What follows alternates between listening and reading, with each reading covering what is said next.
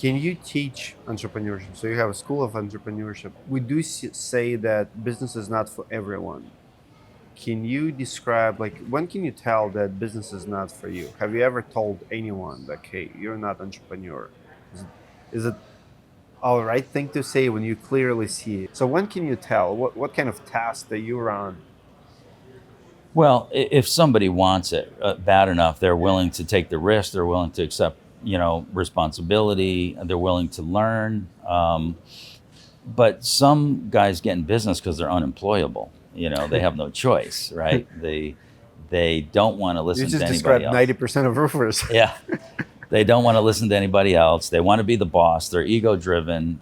They're rugged individualists. An entrepreneur wants to go out there and figure out the puzzle, how to mix labor and materials and outside services together to sell it for more than it costs them, right? And they're willing to accept that challenge and that responsibility, and that's those people will be most successful. But how can you tell? Like, have people maybe in your school of entrepreneurship, but you can tell, like, hey, business is not for you. Well, it's not for me to say. I mean, I try to help them, no matter where they are. But Of course, I like to be honest, right? To tell them, look, you got to change who you are, to get better results. Some people talk a big game, but they don't. When you get in their business, you may know this. You see, well, it's not like they say. They're deceiving themselves, right? And other people are very delusional. humble, and their eyes are open and their ears are open, and and then you go back to their business. You're like, wow, this guy's really getting it. He's really implementing. I had a guy text me yesterday on the way here, and he went through my school, and he's going to do 13 million in roofing this year, and he started, very very small. He's in south of Atlanta, and very excited. I had a fence company come through, and he was, a couple $1 million fence company, and he's 28 million today. Just about, I guess it's been about 5 or 6 years later. So if you can, it takes wisdom to understand wisdom sometimes, and a good idea is put in front of you, and the smartest entrepreneurs will recognize that as, wow, this is another number in the lock that's going to propel me. This idea is worth $1 million or more. The bigger I get, the more this idea is worth. So I've got to get this right. And some people, you can tell them the greatest idea, and they go, yeah, where's the bar?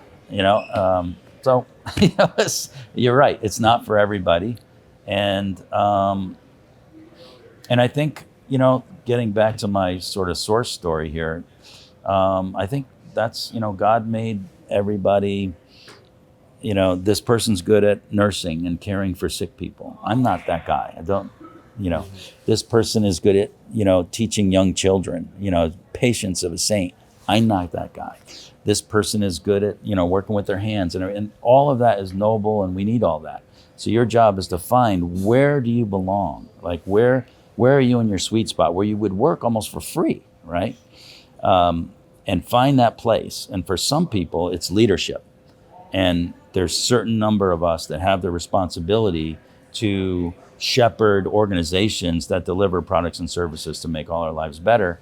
I found that place for me, and realized that, no, I don't have to worry about politics or being on a corporate board or selling out and doing something no, this is it. This is what I was meant to do, and I'm going to do it to the best of my ability for as long as I can.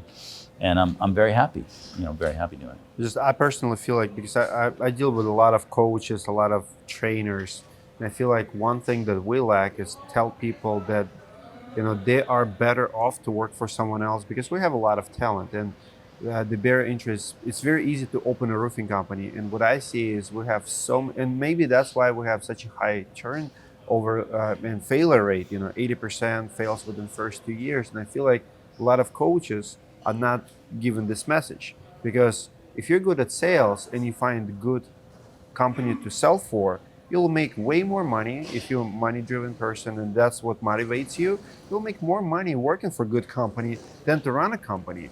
And a lot of people start the company to make money, not realizing that, hey, it'll take me like 10 years to make what I can make as a salesperson. But someone needs to tell them, like, hey, you better off to work for someone else. And I started doing it more and more these days because I see so many struggle. They're like, been in business for 5 years and still cannot figure out how to make their phone ring. They hire marketer after marketer after marketer. I'm like, you just not built for this. I'm sorry to tell you, but if you cannot find the work after 5 years in business, the problem will never go away. You should know by now how to do it. And it's a hard truth. Well, assuming they have the right training, True. some people struggle and they just don't know how to do it. If you have the ambition and the will and the humility and the perseverance and the self-discipline, all you need to do is now learn how to do it, right? True. But some people, they when they get in business, there's no floor to your income. You remove the floor of your income, and the floor goes way below zero. So there you are. Yeah. So you might be better off working for somebody else. It is not for everybody.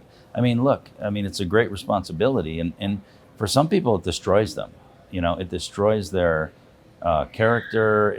It messes with their ego. It destroys them financially.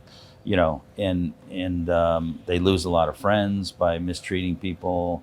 It's not necessarily easy, but it can be done, and it's an amazing path in life. You only have one life. This is it. This is not a dress rehearsal. Okay, this is it. And if you're in your middle years, you've been through basic training, okay, schooling, right? And you got a first few jobs and you know what life is about now. And then there's going to be a time when you run out of energy and you run out of health. And how many years between this point and the time that happens? Not many for most of us. So we better get to it. And if we can make it work, you can get, 3 years results in 1 year, 10 years results in 1 year, 100 years results in 10 years. Would that make a difference in your life, right? What you can do, right? What kind of person you can be to others, helping others and so forth, and living, having amazing experiences. Yeah, it can make a huge difference, right? So the challenge is to become that kind of person.